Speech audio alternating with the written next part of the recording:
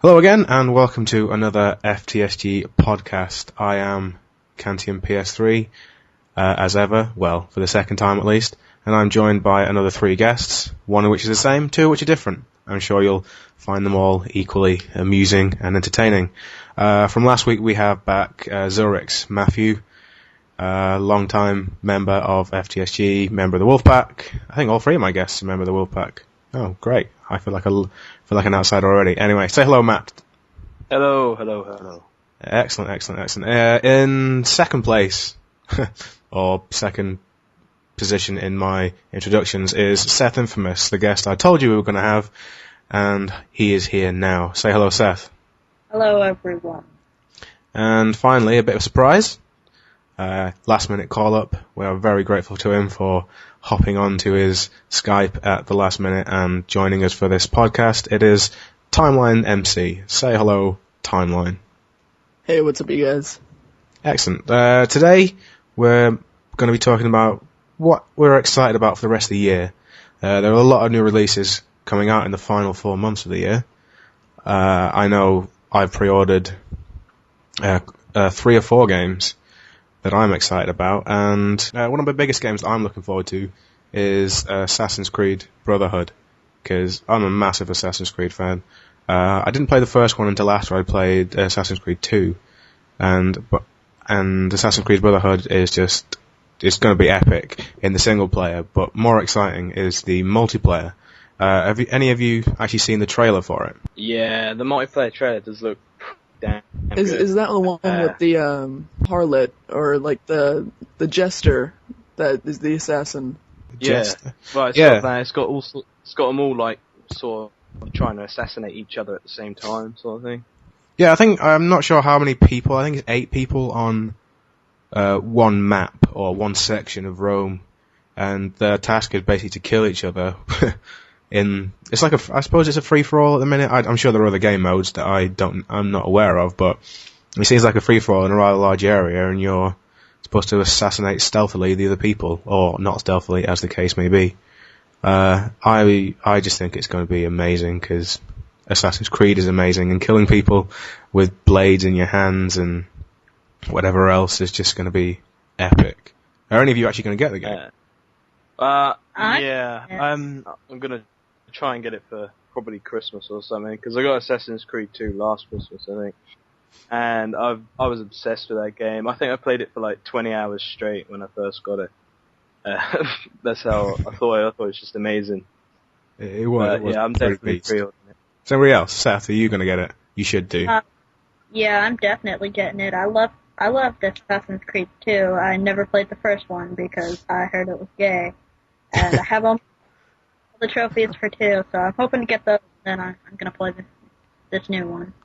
I don't know. I really think it could become the game of the year. There's just so much hype about Black Ops, and everyone's talking about it, that Assassin's Creed Brotherhood is kind of sneaking up on the outside. And I just think it's going to blow everyone else out the water, because I don't think Black Ops is going to bring too much new to the Call of Duty franchise. That might be controversial, but I see what you're saying, but you've got to think this is going to be a great year for gaming. I mean, honestly, we've got Black Ops coming out, it's Call of Duty. I mean, come on. We've got Halo Reach coming out, and Gran Turismo 5, which has been in production for like 4 years. I mean, there's been a lot of games that have been pretty hyped up that have a good shot at that Game of the Year title. This is true. I don't know anything about Halo, if I'm honest. I've played Halo 3 a little bit, because my friends have Xboxes, but it's not. I don't know. Maybe I'm just a bit of a I hate Xbox. I don't hate Xbox, but it just seems like a franchise which has Xbox people love it just because it belongs to them only, and I don't see anything too special about it compared to other games. I might be totally wrong. Am I wrong? I'm sorry to keep jumping in here again, but I honestly think it just depends on personal preference and which game you played first, because a lot of people, like, the first game they really get into, once they go to another genre, they really aren't that interested in the other genre. just because they're not quite used to it. Like, if you switch over from Call of Duty to some type of sci-fi Halo type thing, it may not be as interesting to you. Also, the gameplay mechanic is completely different because of the shields and, like, how high the health is, and just the entire gameplay is different. I think it just varies from the person. Oh yeah, I can see that. But I think do any of you have Xboxes, by the way? I know I play with you all. Yeah, I have one, but I haven't played it in like many months because I just wasn't entertained by it. And most of my friends are on the PS3 anyway. There was a couple around here that thought they had a Xbox, so I got it for them, but I hardly play it. Do you have Halo for it? No, I'm not a Halo fan at all. The only games I had for it was FIFA and Modern Warfare 2. So Everyone has Modern Warfare 2 from multiple consoles. That game really took over the world. It's the first game ever that made $1 billion. I can't believe how much money this game has made. It's quite scary. I think Black Ops would probably make a bit more though. It does seem more well thought as well. But only time will tell, won't it? So Time will tell. Not long now. November the 9th, I believe, it's coming out.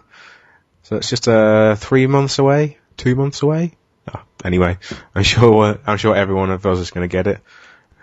I pre-ordered mine. It should arrive on the day, early morning, hopefully, so I can play it forever. I'm hoping mine will come early. So. Timeline mentioned Gran Turismo 5, and that is a game that I've also pre-ordered.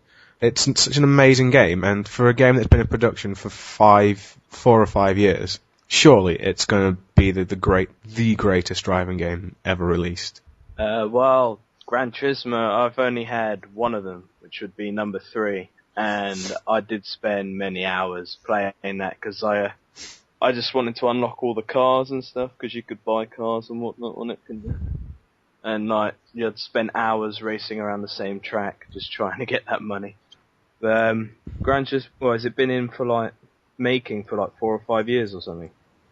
Yeah, it's an interesting point actually, because a lot of hype has gone into Gran Turismo 5, and if it fails, that's going to be one of the biggest disappointments ever.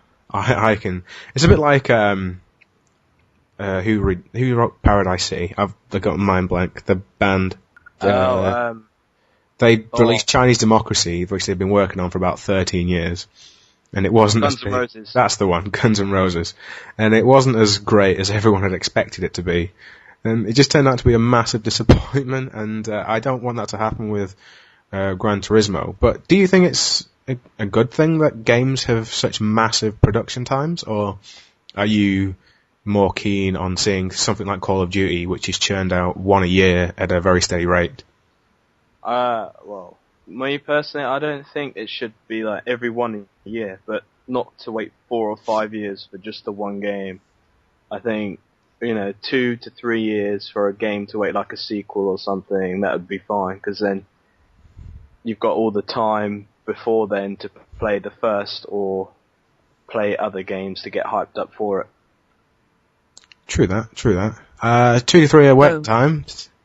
Go on, Timeline. Sorry, I'd just like to say something real quick. I think what you said about the Call of Duty franchise and them coming out with a new game every year, that they really have been in production for about 2 years, haven't they? Because one is made by Treyarch, then one is made by Infinity Ward, so they've really been being produced for 2 years, not one. It's true enough, but Treyarch quite openly used, in World of War, used the COD 4 code, and I believe they have used the Modern Warfare 2 code from Infinity Ward to build on Black Ops. So basically they've given themselves a year to work and improve on the same code that was written for the 2 Infinity Ward games. So, but I understand what you're saying, yeah, in terms of what they actually want from the game, both companies do have 2 years. Speaking of 2 and 3 year time waiting, I know Seth, one of his favourite games, Little Big Planet, is getting a second installment. It's been about 2-3 years since the first one's come out, hasn't it? I think it was 2008, 2009. 2008, so it's been about 2 years, 18 months to 2 years, so that's had a big production time. And I believe, Seth, you know quite a lot about it. Are you excited for this game? I'm definitely excited for this game. the fact that it's just going to have all these new camera angles and new tools to create stuff, it's just going to make it so more easier to create, and I think that it'll reach out to more people that didn't really find the creating as easy as other people did, and I think that'll just make it even more popular than the first game. It's narrated by Stephen Fry. Do you know anything about Stephen Fry? I love the man. He is so big in terms of popularity in Britain. Is he big in America? I have no idea who that is, no. No, you don't know who it is. He's the guy that narrates the Little Big Planet story when he tells you what to do and stuff. That's Stephen Fry. But he's very big over here. He is amazing, Stephen Fry. One of the things I did see a Little Big Planet 2 trailer. And one of the things that I thought looked pretty cool is the way they've expanded the way you move around levels. There's now a grapple hook, from what I've seen, and there's going to be all sorts of new stuff. Jumping pads, so you can jump really high and stuff like that. New controller where you can register certain buttons on your controller to activate things. It just seems pretty cool. Yeah, it's definitely going to give us some a lot of fun building some things like we did on Little Big Planet. So. Yeah, some of the levels that you and Jamesy created were very amusing to play through at the one with the knives and the knives of death or doom. I just couldn't do it. I couldn't do it. I was a failure at that. But yeah, it's good fun. I've never created anything myself on Little Big Planet, but I have enjoyed playing other people's levels because I think that's what it's all about. I don't have a creative one in my body, so that's going to be a massive failure if I ever try to create anything. But yeah, I will be getting that as well. I've pre-ordered it, and there's another game that's going to build up my collection. I'm not going to have time to play all these games.